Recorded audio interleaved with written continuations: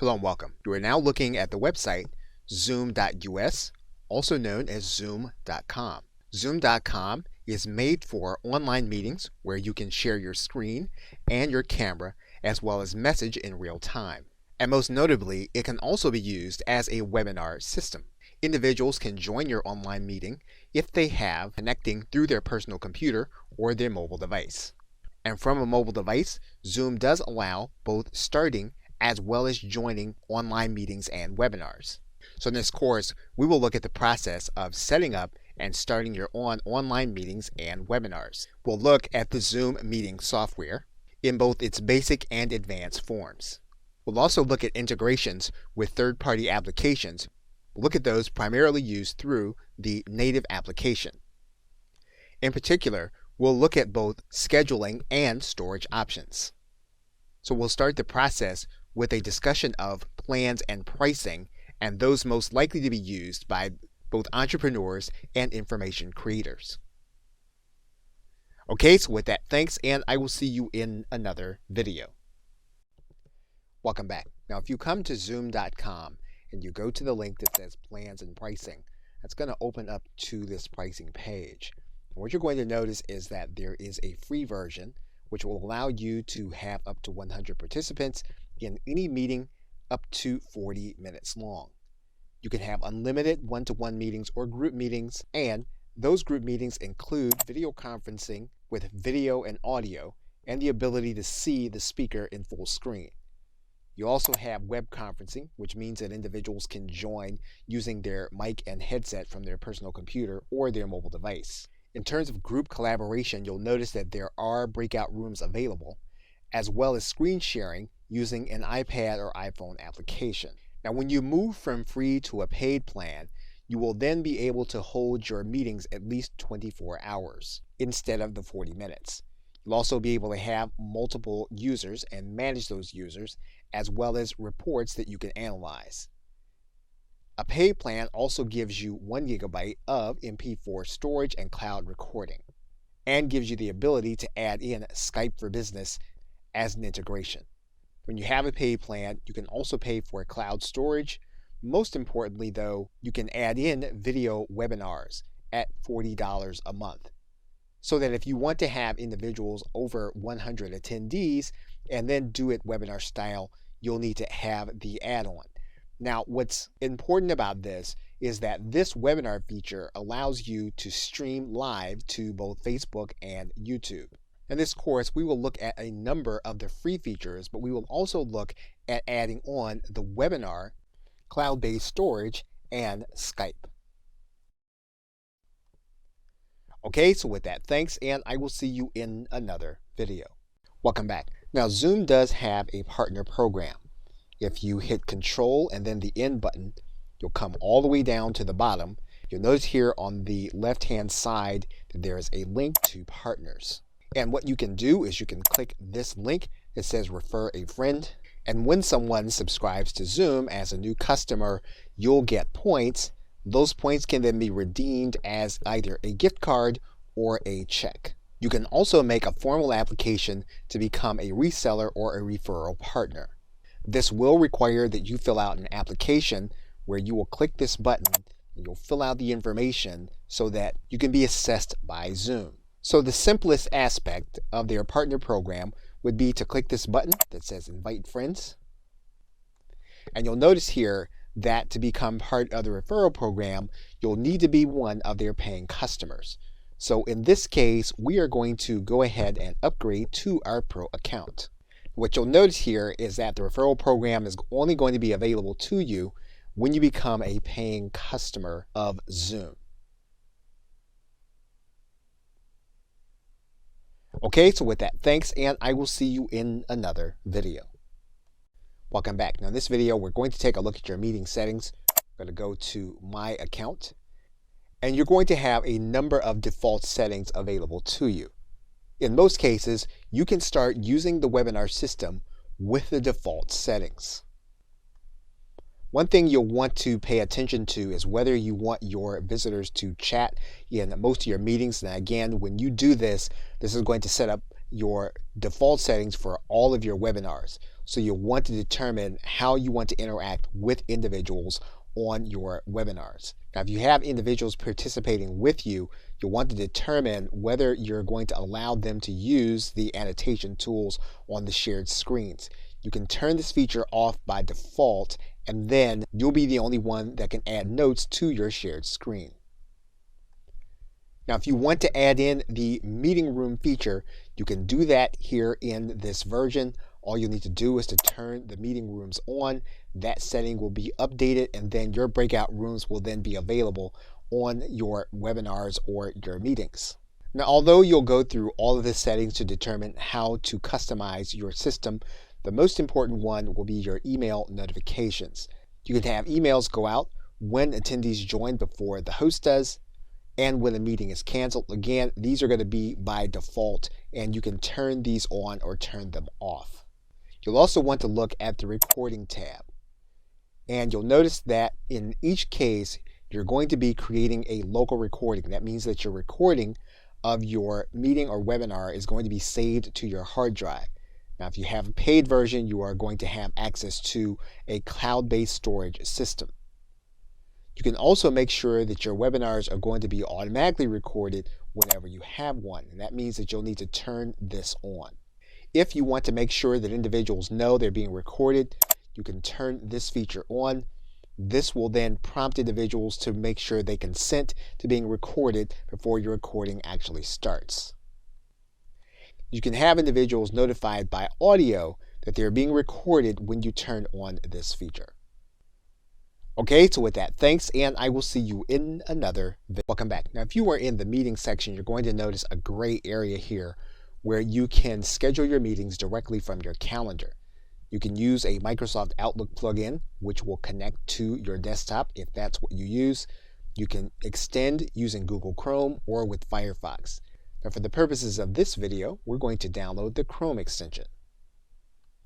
What we're going to do now is we're going to click Add to Chrome. And then we're going to click Add Extension.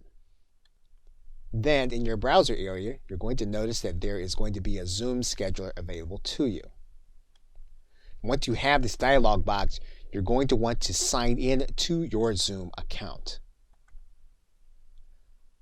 Now, once you're signed into Zoom, what you'll be able to do from Google Chrome is you'll be able to pick a date from your Google Calendar.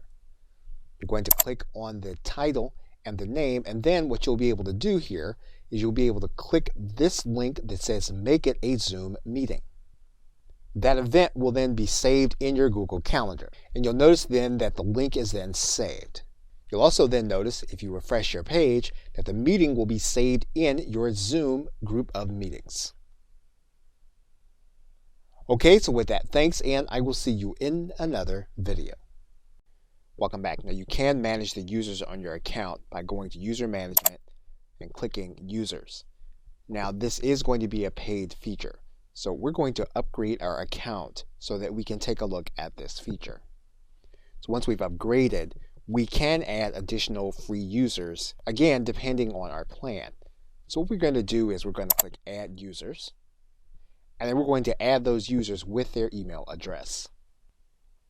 What we're then going to do is click the Add button. That individual will then be part of our pending users.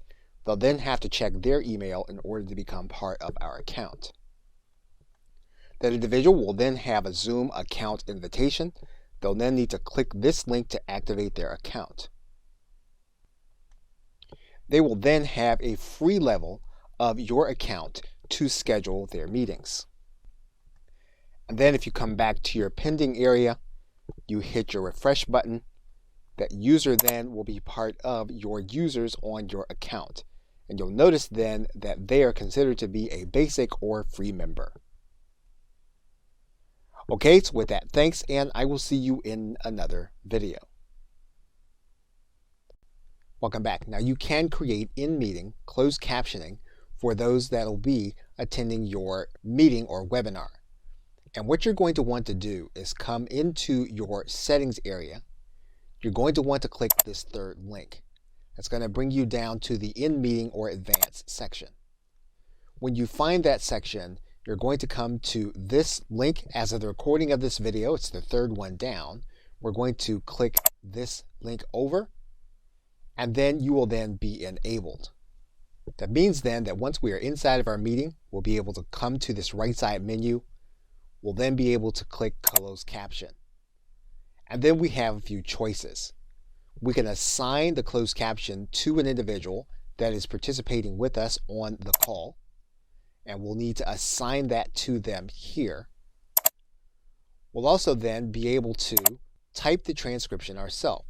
And if that's the case, we're going to click this button that says I will type. We can give the URL to a third-party service, and we click this button. This is going to put the URL onto our clipboard so that we can pass it on to another individual. Okay, so with that, thanks, and I will see you in another video. Welcome back. Now in this video, we are going to start the process by creating a Zoom meeting.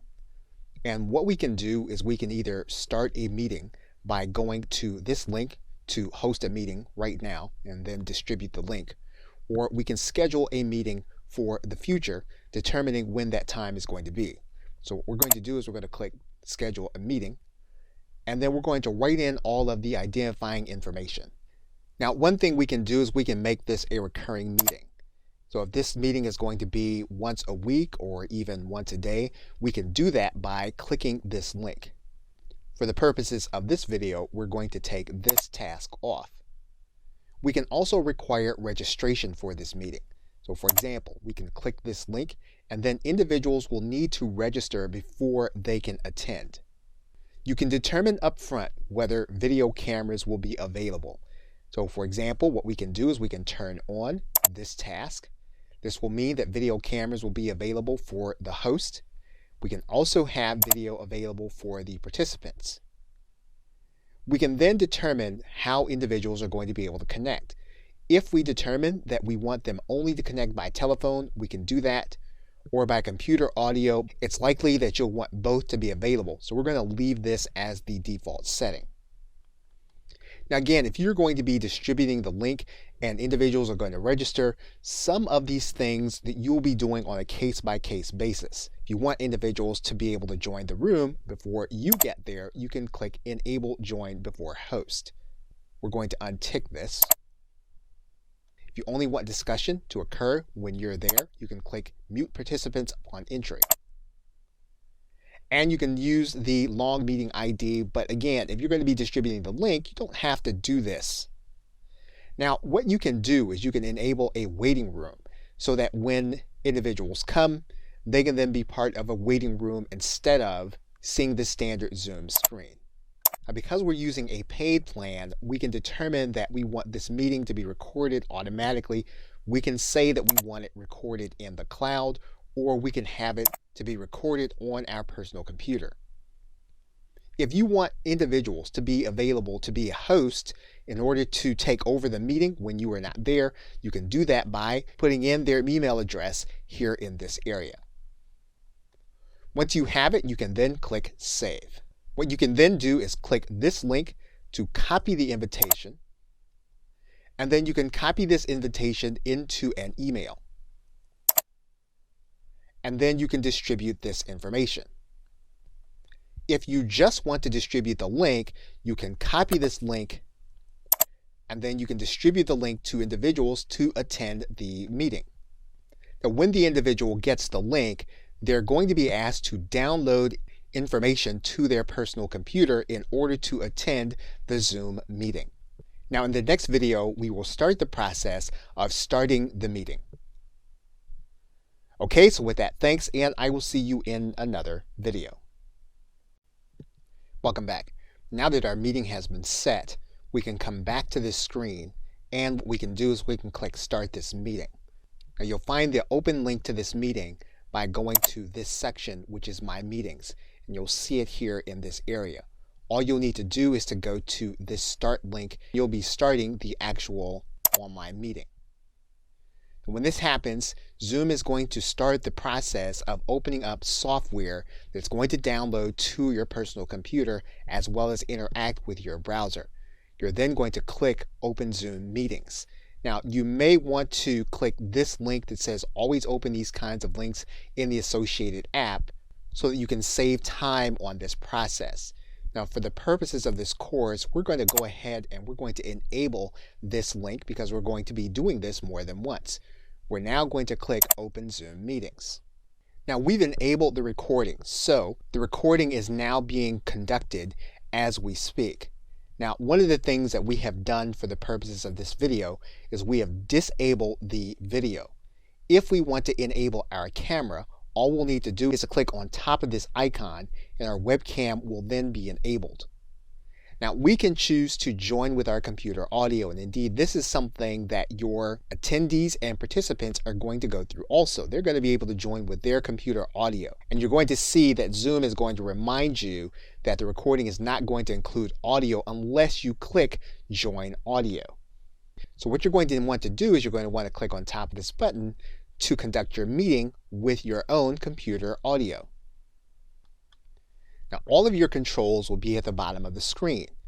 If you want to invite individuals to participate with you, you can click this invite button and they'll be brought into your meeting.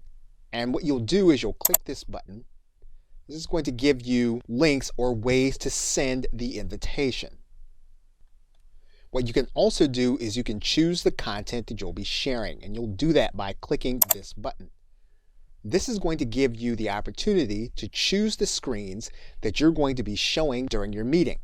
In fact, one of the things you'll see here is that there is a place for you to conduct the meeting using your mobile device.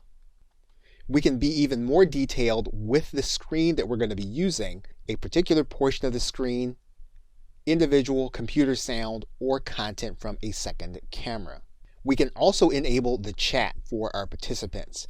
And what we'll need to do is to click this button, and we'll be able to type messages to everyone as well as to receive everyone. Now, when people type back to you, everyone in your group is going to be able to see these messages as they're being typed in real time.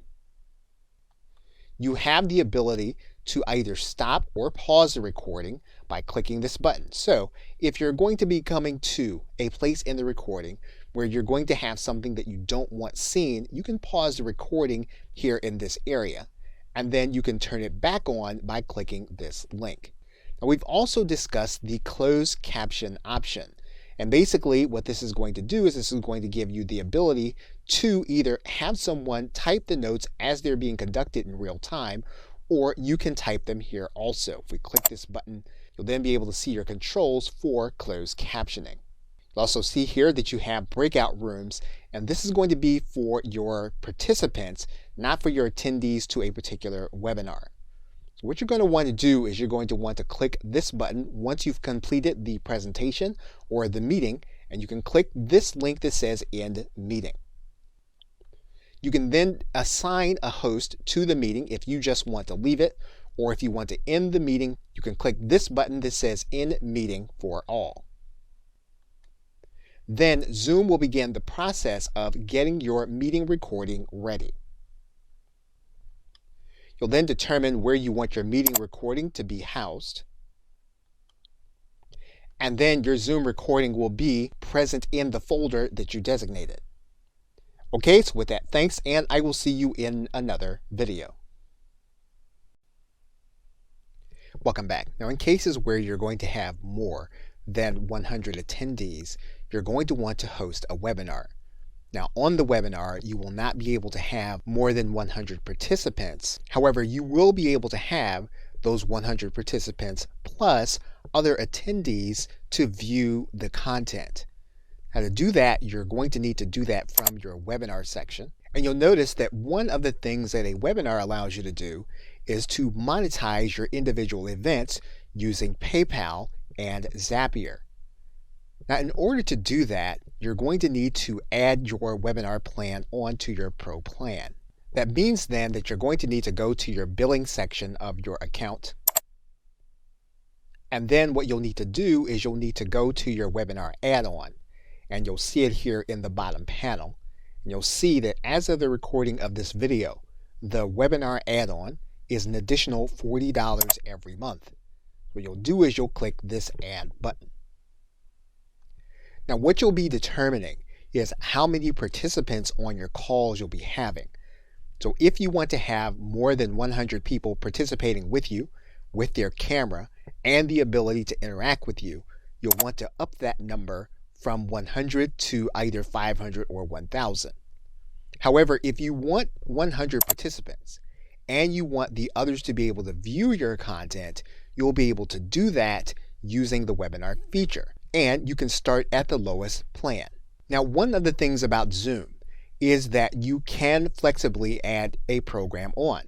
So you can choose not to add this feature to renew every month. So if you want to use the webinar feature for 1 month, you can do that, and you can set it so that it will not auto renew. What we're going to do is we're going to go ahead and add the webinar feature. Now you'll notice again that we have upgraded our account. You'll also notice then that the 100 participants can engage with up to 10,000 viewers. So what we're going to do now is we're going to go to the user section. We're then going to go and edit our user. We're then going to enable this individual for a webinar, and we're then going to click Save. Once we do that, we'll go back to My Webinars, and you'll notice now that the webinar section is then available, and we can now schedule a webinar. Okay, so with that, thanks, and I will see you in another video. Welcome back. Now, once you have the webinar section available, what you'll need to do here is you'll need to click this button that says Schedule a Webinar. The process is going to be very similar to creating a meeting. So you're going to write in all of your identifying information. Once you've determined the time and duration, you can then determine if it's going to be recurring or if it's going to be one time. You can require registration. You can also determine whether the host and panelists will have video. And in this case, we're going to leave the video turned off. And again, in most cases, you're going to want to make sure that both computer audio and telephone are available for individuals that are going to be attending, especially if you're going to have a webinar where you're going to have more than 100 attendees. What you can also do is require a webinar password if you want the content to be exclusive. You can also enable a practice session so that you make sure that all of your slides and all of your presentation is going to be in order before you go live with the webinar. And one thing that the webinar gives you that a meeting does not is that you can turn your webinar into an on-demand presentation where individuals will have to register, but what they'll basically be watching is going to be a recording. Once you have your settings the way you want them, you can then click the Schedule button. Now, once you've scheduled your call, you're going to want to scroll down, and you're going to have other settings to work with. You need to customize your email settings, including the invitation email to your panelists, emails to your registrants, your panelists, and attendees. You can do all of that in this email settings section. There's also a branding tab. So using the branding tab, you'll be able to display your banner at the top of your invitation page. You'll also be able to upload your logo. If you want to add in information about at least 3 speakers, you can do that here in this section, including their photo, their name, their title, and their organization and bio. You can also customize your post-attendee URL. So for example, we can click this edit button, and what we can do is we can create a custom URL for the individuals to attend the webinar once it's complete. And we can make it easy to share on social media. If we click this edit button, we can write in our message for the webinar to be shared on social media. There's a tab for polls. So if we want to create a poll that we're going to ask on the webinar, we can click this add button and add in that poll for the actual call. We can then determine our Q&A settings. So for example, if we click this edit button, we can determine how we want questions and answers to be handled in the Q&A panel while we're giving the webinar. And then if you want to live stream, this panel doesn't connect you to anything. It just lets you know that you can take your live stream and you can make it available on Facebook Live and or YouTube. And once all your settings are configured, you can then click Start this webinar. And you'll notice the same panel as the online meeting, with the exception of you have a notice here that says that while you're in practice mode, attendees won't be able to join until you click this broadcast button. you are recording this session as you are working through your practice content. You'll then have available to you your invitation URL, as well as the ability to invite others by clicking this button. What you'll notice are all the same tools that you had available to you. You'll also see the Q&A tab, as well as the polls tab. And you'll also see in this More section that you can connect to Facebook as well as YouTube. Okay, so with that, thanks, and I will see you in another video. Welcome back. Now, as mentioned earlier, we can also host webinars and meetings using our mobile device. And so to do that, what you'll need to do is to go over to your App Store, whether you use an Apple device or whether you use an Android device. You'll want to then search for Zoom, and then what you're going to do is to download the app onto your mobile device. You'll then open Zoom on your mobile device. What you'll then do is to sign in with your Zoom account. You'll then determine whether you want to have notifications sent to you. And then you'll determine whether you want to have Zoom access your calendar. Now, what we're going to do is we are going to allow Zoom to access our calendar because we want to be able to use our mobile device to schedule meetings. So for this, we're going to click OK. And in this case, for the sake of this video, we are not going to allow Zoom to use Siri. And since this is particular to an Apple product, we are not going to sign in with our Touch ID. Now what we are going to do is we're going to click New Meeting. And then we're going to click Start a Meeting. Now for the sake of this video, we are not going to allow Zoom to access our camera, but we could for the sake of the video if we needed to be the centerpiece of our presentation. So for now, we're going to click Don't Allow. You'll then need to give Zoom access to your mic. Now you do have some choices. You can invite your mobile contacts to join you on the meeting. And by using the right side menu, we can choose to send this recording to the cloud. We can then choose the content that we are going to be sharing. Now when we are using our mobile device, we can choose to share our screen or any of the applications available on our device. We can then choose the device that will be doing our screen recording. Once we make that choice, we can then click Start Broadcast. And then our content will be sharing. And we will be conducting our webinar using our mobile device. Once we completed this content, what we'll do is we'll come to this menu, and then we'll click the End button. We'll then choose to leave the meeting or end the meeting. We're going to choose to end the meeting. And our meeting will be complete. Now there are some settings that we'll want to take note of, and you'll find them in the settings area. And you're going to want to individualize your experience based on how you want to conduct your mobile meetings. Okay, so with that, thanks, and I will see you in another video. Welcome back. Now that our scheduler is available, what we can do is we can click this third button over, and we can schedule our meeting in our calendar. Now what you're going to need to do is you're going to need to write something descriptive about the meeting. And then we'll need to choose the starting time for the meeting. And just as we did using the desktop, we'll need to choose a duration. And when you're using your mobile device, you are going to want to specify your time zone. You'll want to then determine whether your meeting is going to be recurring or just one time. And you'll also want to determine the calendar that you use. And this will be particular to the calendar that's available on your mobile device. In this case, we'll choose our calendar, and we're going to choose iCalendar because that is the calendar that is enabled for our mobile device. You could have calendars such as Google and Outlook connected. If that was the case, you can connect them to this webinar. We then have some options. We can set it up so that we're hosting the video as soon as we start, and we can determine whether we're going to have participants on our video or not. We'll then determine what our audio availability is going to be. And then we have different advanced options available to us on our mobile device. So for example, we can choose to make sure that our meetings are recorded automatically. We can also make sure that video is going to be saved to the cloud. And once we have all of our options configured, we can then click Done. Once we do that, we'll then click the Add Link. And when we go to our calendar enabled on our mobile device, we will find then that the event is there. Okay, so with that, thanks, and I will see you in another video. Welcome back.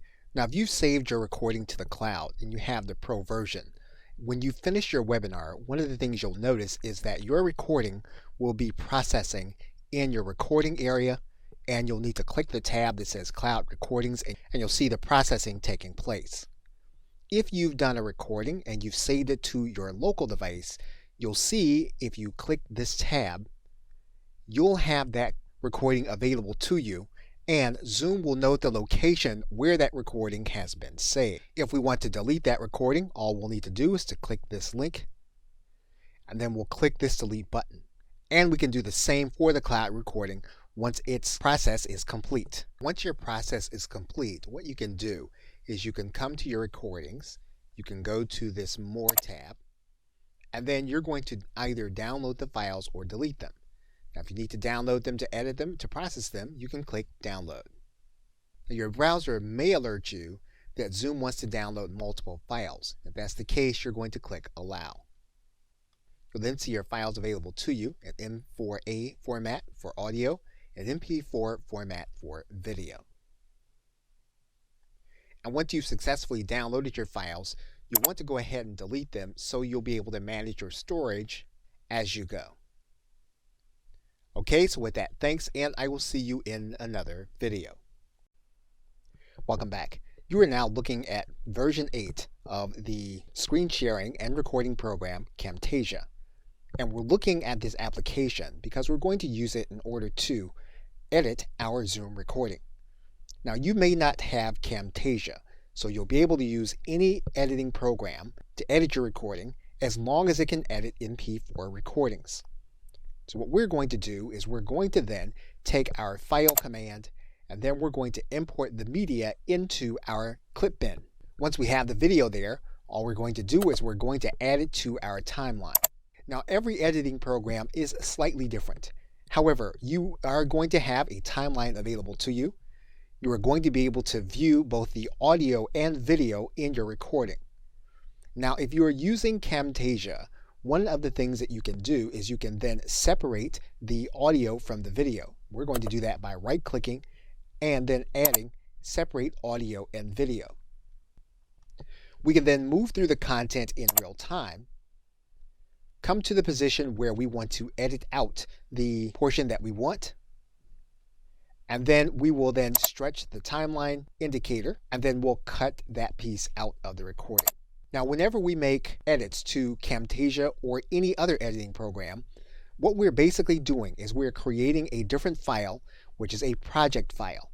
And so what we're going to want to do is we're going to want to then take our changes as they exist right now, and we're going to save them in a project file for the changes as well as the file. This way, we don't make changes to the actual file. What we make changes to is the project. And so we're going to save this entire project. And you'll notice then that we have saved a Camtasia project. And you'll also notice that the file name has now changed to a different file name. And this is a project file. So once again, all we have in the project file are the changes we made to the file that we imported. We did not make changes to that actual file. And so we'll continue to make edits to this file. We can choose to add in music at the end and at any point where we want to do that. So basically what we want to do is we want to use our video editor to add on any branding and any other information that we want to be in the video, and remove that information that we don't want to show up in the video. In some cases, we may discover that we have sensitive information inside of our video. And so what we'll want to do in Camtasia is we'll want to add a callout. Now, once again, this is going to be different in any video editing application that you want. However, this is a common feature that you'll want to find. You want to add in that feature. In this case, we're going to change a certain part of this to a blur. And we can stretch it to the point in the timeline where we want it. Okay, so with that, thanks, and I will see you in another video. Welcome back. Now you may have noticed that Zoom does offer cloud recording transcripts for your content, and that is with the business plan. However, the business plan at $19.99 per month as of the recording of this video requires that you purchase licenses for at least 10 hosts. So that may not be cost effective for you to implement. However, one thing that you can do is you can take your recording and you can download the file to your hard drive. Now that file will appear as an MP4. One option is to use third-party system Descript, which has both a free level as well as a paid level and a team level. You can also transcribe using Timmy.com, which also offers a machine transcription for a low price. However, if you'd rather have a human transcription, you can have that done at a site like rev.com. Now, Descript, Rev, and Timmy are just a few of the options available to you. The most important fact to note is that you have low to very low cost transcription options available to you for your recording. Okay, so with that, thanks, and welcome back. Now, Zoom does have a third-party app marketplace that will allow you to connect platforms to Zoom in order to do certain tasks. And if you go to the app marketplace and you type in YouTube and click search, you'll see that there's an application called YouTube for Zoom. And what you'll need to do then is you'll need to sign in to install this application. You'll then need to enable the application and then click install. You'll then need to authorize the app for your account. You'll then need to authorize the app for your YouTube account. You'll then click allow. The application will then be linked to your YouTube account. You'll then be able to configure Splain to work with your Zoom account. And then once you conduct your webinar, you'll then click End Meeting. You'll then end your meeting. Your webinar will then start processing inside of Zoom. Now, once the webinar has completed its processing, you'll see it in your YouTube channel.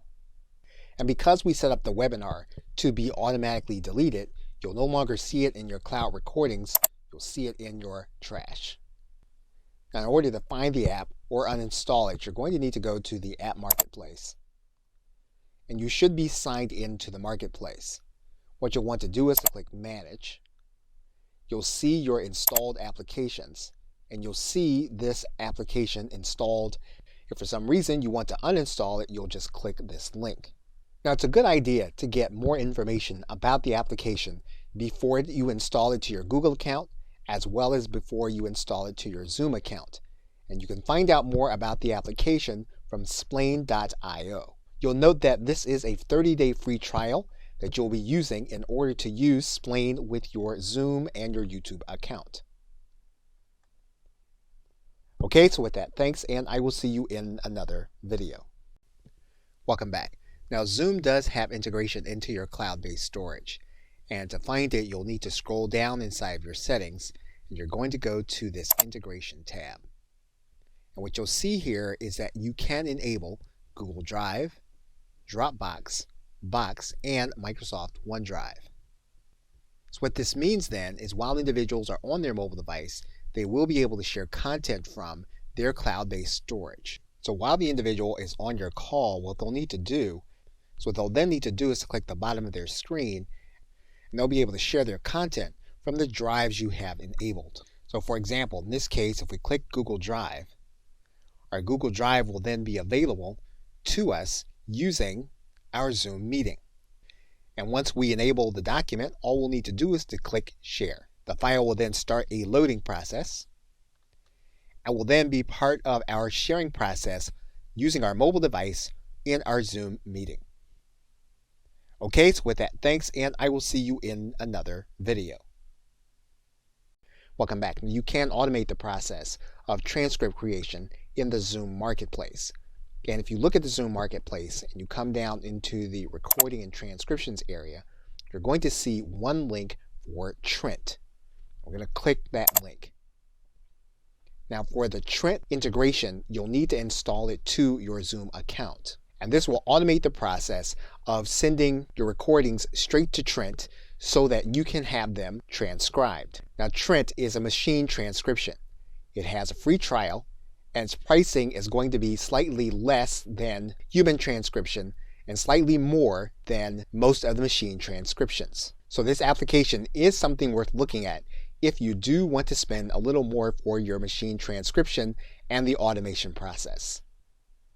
Okay, so with that, thanks, and I will see you in another video. In conclusion, in this course, we looked at the process of starting meetings and webinars using Zoom. Whether you want to share your cameras or your screen, you can share content with other individuals, whether they are participating with you on a webinar or they are participating with you by watching your content. And in closing, we're looking at the whiteboard and the sharing process, where we can share text, where we can draw, and where we can use our cursor to erase. We also looked at doing webinars, where we can operate in practice mode, and where we can also share Q&A and polling. And as you recall, the paid webinar plan allows us to stream live to YouTube and Facebook. We looked at integrations for storage. And we also looked at the app marketplace, which is only part of the paid plan and allows us to connect to third-party applications. Okay, so with that, thanks, and I'll see you either in another video or in another course.